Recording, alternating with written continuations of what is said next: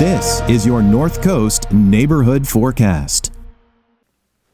Hello everyone, meteorologist Mike Kruger. Partly cloudy skies here for today for both the coast and the inland areas. Still a bit on the warm side for the inland areas, but generally in the low 80s for those daytime highs and low 60s for those of you along the coast. Still have that heat advisory for tomorrow. Highs could get as high as 103, but that is going to be on the high side. Probably somewhere in the upper 90s to just a little over 100 degrees for many of those inland areas out towards Humboldt County. Now we do have another area of low pressure riding to our north. That's preventing that ridge from really building in very strong here, at least for today.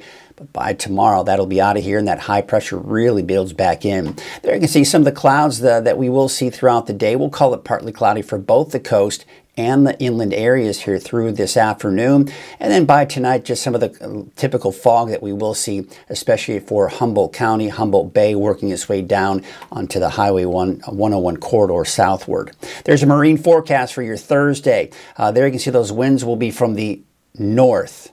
Not M, that's north at 10 to 15 knots, waves from the west at 5 feet at 11 seconds, and your high and low tide right there. And we do have that gale watch, but that won't take effect until Saturday evening.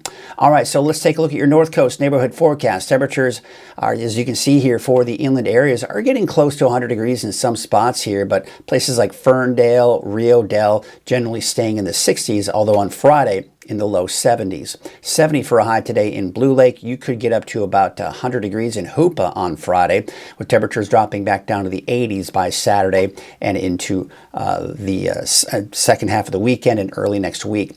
There's a look at your Crescent City 7-day forecast, generally in the mid-60s, give or take, for the next 7 days. And that's also the case pretty much for Eureka, dropping back down to the low 60s by the time we do get into Sunday, and then it'll continue through the middle of next week.